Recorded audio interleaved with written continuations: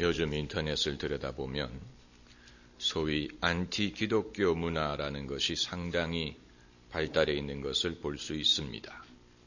안티 기독교, 좀 섬뜩한 표현이지만 사실입니다. 이것은 그저 예수님을 안 믿겠다는 게 아니고 교회가 싫고 기독교가 싫다, 이런 정서를 반영하고 있습니다. 안티 기독교의 이유가 무엇이냐? 여러 가지 이유가 있을 수 있겠습니다만은 몇 가지 주요한 이유를 살펴보면, 첫째는 대형교회의 소위 세습에 대한 거부감, 또 교회에서 받은 상처, 또 모든 사람을 죄인으로 규정하는 것에 대한 반감, 그리고 기존 그리스도인들의 모순에 대한 실망, 이런 것을 들 수가 있습니다. 먼저 이 세습에 대한 반감을 생각해 보도록 하십시다. 이것은 사실 도덕적인 문제라기보다는 정서적인 문제입니다. 미국에서는 대통령직도 세습을 합니다. 그렇지 않습니까? 부시 가문이 대를 이어서 대통령 하는 것에 대해서 뭐라고 말하는 사람이 없습니다. 조지 W. 부시가 아버지도 대통령을 했고 아들도 대통령 하는 것에 대해서 그가 대통령직을 잘 수행하느냐 잘못 수행하느냐에 대해서 말하는 사람은 많지만 아버지 뒤를 이어서 대통령 된 것에 대해서 말하는 사람은 없습니다. 미국이란 나라는 남편의 뒤를 이어서 부인이 대통령이 되려고 하는 나라입니다. 그게 바로 힐러리가 아닙니까? 여기에 대해서도 사람들이 뭐라고 하지 않는 것을 볼 수가 있다는 것입니다. 목회자들 세계도 마찬가지예요.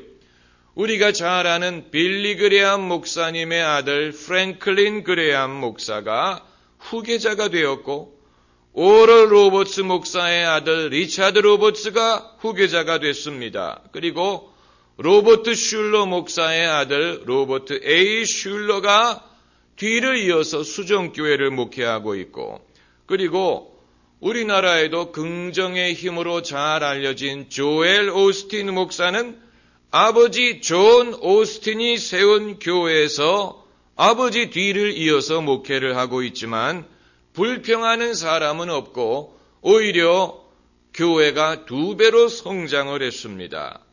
민주주의 국가라는 미국에서도 자식이 부모의 뒤를 잇는 것에 대해서 반발하지 않는다면 소위 세습이라는 것은 어떤 절대적인 옳고 그름의 문제가 아니고 정서상의 문제라고 볼 수밖에 없는 것입니다.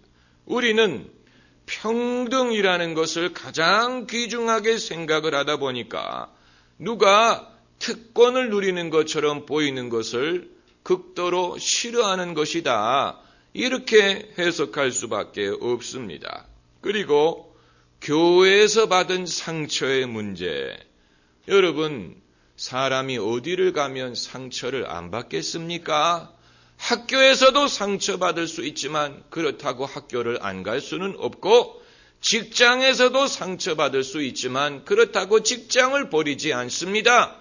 가정에서도 상처받지만 가정을 부인하지 않습니다. 교회도 사람들의 모임인데 어찌 상처받을 일이 전혀 없겠습니까? 그러나 그것 때문에 신앙 자체를 거부한다면 그것은 유아적인 생각이고, 사람이 도대체 누구를 위하여 예수님을 믿느냐를 물어볼 수밖에 없는 것입니다. 우리가 남의 유익을 위해서 예수님을 믿는 것이 아니고 내가 천국 가기 위해서 예수님을 믿는 것입니다. 예수님을 내가 믿는 것은 나에게 유익입니다. 나에게 가장 큰 축복이고 내가 혜택을 입는 것입니다. 그것을 위해서 예수님을 믿는 것이라면 설사 교회 생활이 적응해야 될 필요가 있고 때로는 인내하고 참아야 될 부분이 있을지라도 나를 위한 것이기 때문에 얼마든지 할 수가 있는 것입니다. 그리고 도대체 세상에서 나에게 적응해 주는 사람이 몇 명이나 있습니까? 나를 낳아주신 부모님 이외에는 나에게 적응하려는 사람들은 별로 없습니다. 배우자도 나에게 적응하지 않습니다. 도대체 이 세상에서 나에게 맞추려고 하는 사람이 몇 명이나 있습니까? 내가 다른 사람들에게 맞춰가면서 살아야 됩니다.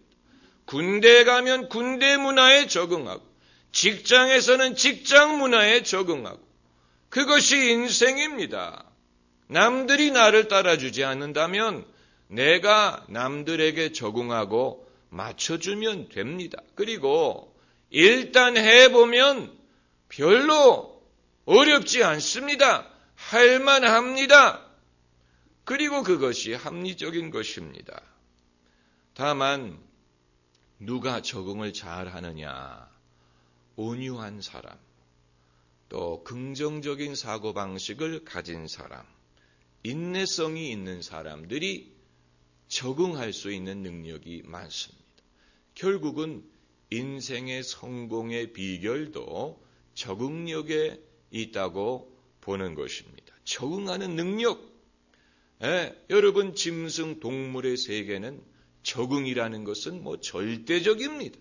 카멜레온이 오죽하면 색깔을 바꿔서 가면서까지 환경에 적응해서 자기를 보호하지 않습니까? 유일하게 뭔가 세상이 나를 맞춰주고 이해하기를 바라는 존재는 인간밖에 없는데, 그것이 오히려 어떤 특별한 면이고 특권이라고 할지라도, 그러나 사람의 근본적인 온유함이나 겸손함은 무엇을 말하느냐면은 결국은 내가 남들의 말을 듣고 남들의 입장을 고려하고 때로는 나보다 더 큰 것에 대해서 내가 그것을 인정하고 거기에 따라갈 수 있는 능력, 이것이 중요한 것입니다. 나는 작은 존재고 나보다 큰 일들이 세상에는 많이 있습니다.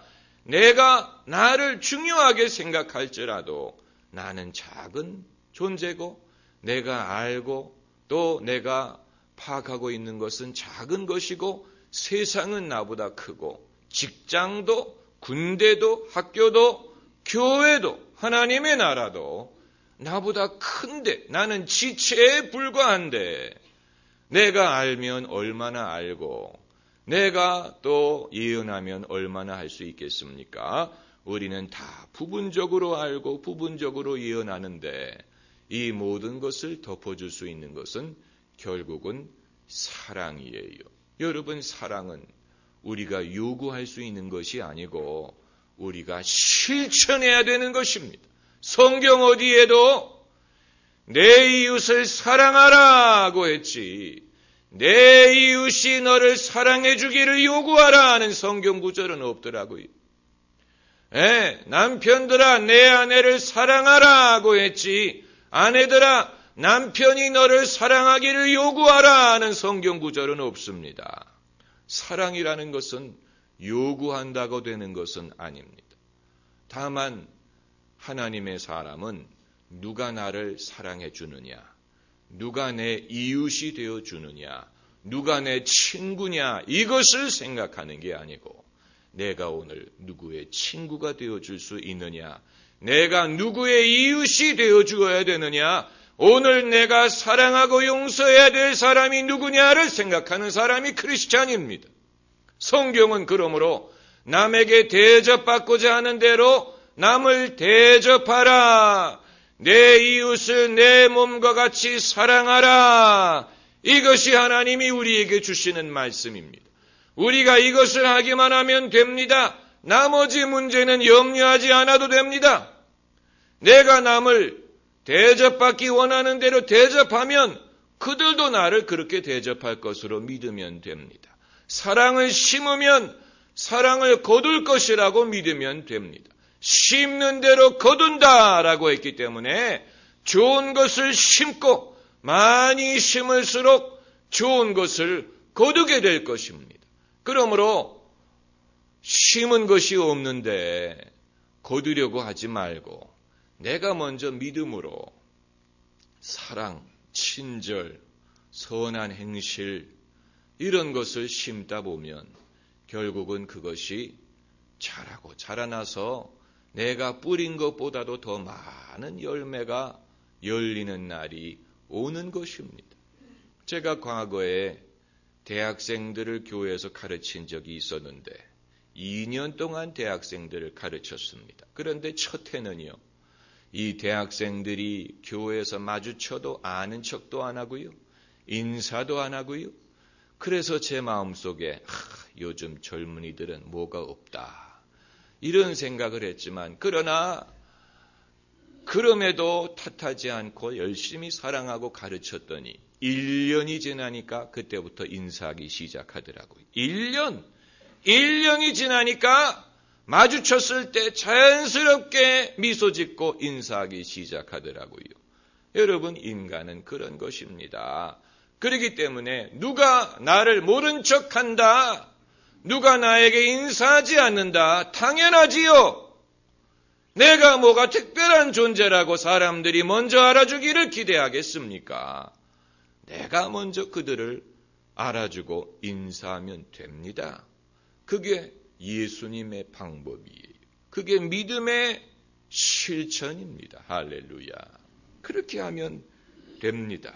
그리고 모든 사람을 죄인으로 규정하는 것에 대한 반감, 이것도 관점의 문제라고 볼 수 있는데, 컵에 물이 반이 차 있을 때 물이 반이나 있네라고 말할 수도 있고, 물이 반밖에 없네라고 말할 수도 있는 것처럼, 성경이 인간을 죄인으로 규정하는 것은 인간을 정죄하기 위해서가 아닙니다.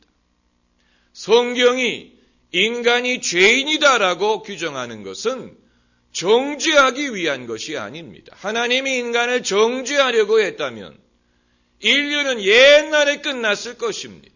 왜냐하면 인간이 죄인이라는 사실은 새로운 사실이 아니기 때문에. 그러므로 왜 성경은 인간을 죄인으로 규정하느냐? 사람이 스스로 의로워질 수 없고 사람이 스스로 하나님께 나갈 수 없기 때문에 오직 예수님의 은혜로서만이 의롭다함을 얻을 수 있다라는 것을 설명하기 위한 것입니다. 그러므로 예수님을 믿어라, 예수님을 믿음으로 의롭다함을 얻는다, 이 복음을 전하기 위하여 그 설정을 하는 것입니다. 그러니까 성경이 인간을 죄인으로 규정하는 것은 나쁜 소식을 말하기 위한 것이 아니고 결국은 기쁜 소식을 전하기 위한 것입니다. 우리가 이처럼 죄인이지만 예수님을 통하여 의롭다함을 얻고 하나님의 자녀가 되는 권세를 얻는다, 그 기쁜 소식을 전하기 위하여 이 모든 것을 말하는 것입니다. 그런데 사람이 그것을 그냥 순수하게 받아들이지 않고 뒤집어서 생각을 하니까, 왜곡을 하니까 이것이 기쁜 소식이 아니고 나쁜 소식처럼 들리는 것입니다. 그러면 안 믿는 사람들은 죄인이라는 얘기냐, 지옥 간다는 얘기냐, 하나님이 가혹하지 않느냐, 불공평하지 않느냐, 이론적으로는 그렇게 생각할 수 있지만 그게 하나님의 의도가 아니에요. 하나님의 의도는 그게 아니고 사람을 정죄하는 게 아니고 오히려 정죄로부터 사람을 건지고 사람을 지옥 보내는 게 아니고 구원하기 위해서 이 모든 것을 하시는 것인데, 그것을 순수하게 받아들이지 않고 왜곡하니까 선하시고 너그러우신 하나님이 인생